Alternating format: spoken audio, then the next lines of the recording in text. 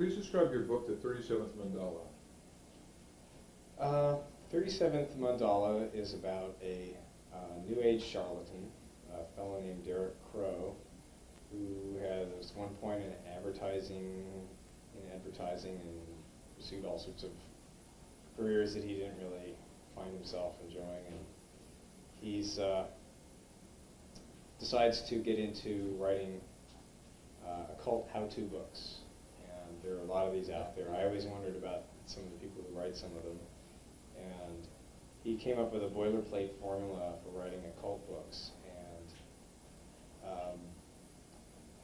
ran out of material to fill them up with.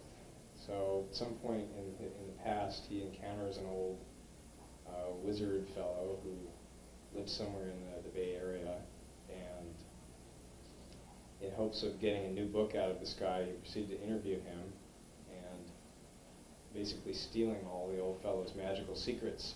And since some of these were very dark, forbidding kind of mysteries, Crow didn't think this would really appeal to the New Age cult audience, so he changed them all to very positive, white light, sort of angels and benevolent beings, and sort of threw this book out there to the world.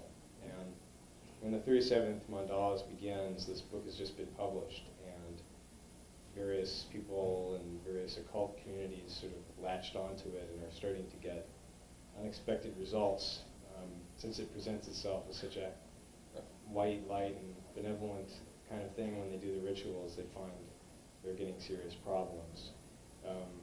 In particular, Crow goes to a lecture engagement in North Carolina and finds a couple of fans latch onto him and end up following him back to San Francisco a few days later. And there are a lot of disturbed and disturbing characters in the book, and people who are into the occult, and people who don't believe in anything, and the whole spectrum of characters in there. A lot of it is about I wanted to try to describe the occult and neo-pagan modern communities in a way that no one really has treated them realistically, I don't think. There's a lot of normal people involved in these things, and a wide variety of beliefs, and they're usually totally presented in a simplistic way in fantasy novels, and either totally evil or totally good, or some battle between good and evil. And I just kind of wanted to show characters that I know and grown up with, and knew kind of people who were involved in these things, and create some new characters based on people I feel are real.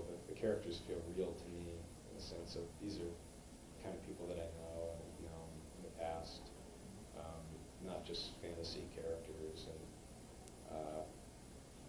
so that's really what the book is about. That was a lot of my reason for writing it, was to try to capture this sense of the occult communities that are around and no one has really written about in a very realistic way, and yet still do a horror novel about them. So it's sort of realistic and it's sort of fantasy at the same time. I find your characters extremely believable. Excellent characterization. Just drew me right into your book. What is it that motivates you to write horror thrillers? And the reason why I say thriller in there is that it seems so much more than even horror for me. You have so much different excitement